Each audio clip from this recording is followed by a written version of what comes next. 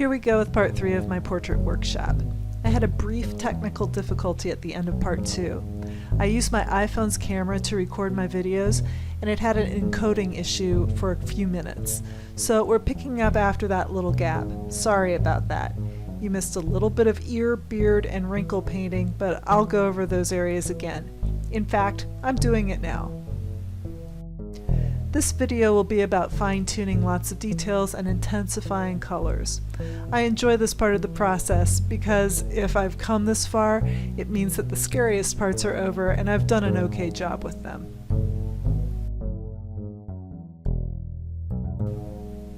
I'm working on the network of wrinkles and shadows on his forehead, and I'm glad I have the masking fluid on those highlights. Otherwise, I'd have to carefully paint skin tones in between those white hairs. And honestly, I would have done that as recently as 5 years ago. I used to be a purist about watercolor, and something about using masking fluid seemed like I was cheating, or somehow it wasn't old school enough.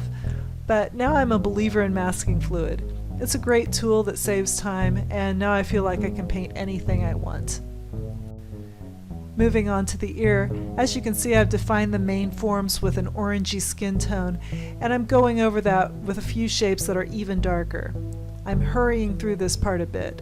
In fact, I am painting this portrait as quickly as I possibly can. My computer can't handle editing videos that are longer than 3 hours. Speeding them up after the fact doesn't make any difference to my video production program. This portrait ended up taking about 2.5 hours from start to finish.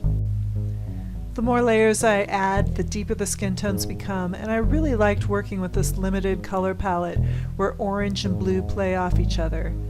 I'm still using that little round brush on these wrinkles, shadows, and other small areas.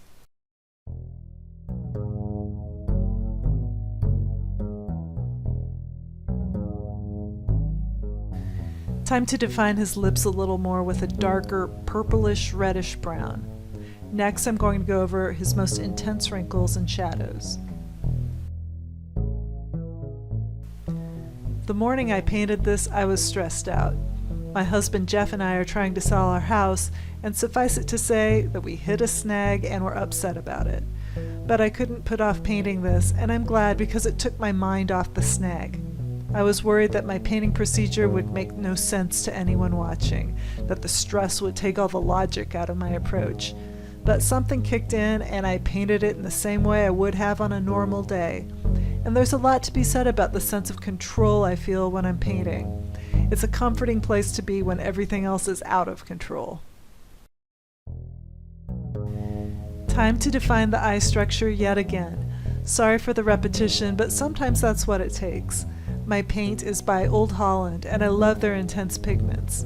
My lighting situation is such that these videos are a little bit lighter than what's going on in real life. My main lamp is used by people who have seasonal affective disorder, so it's basically the sun. Thanks for watching, and I hope you'll join me for the conclusion of this workshop.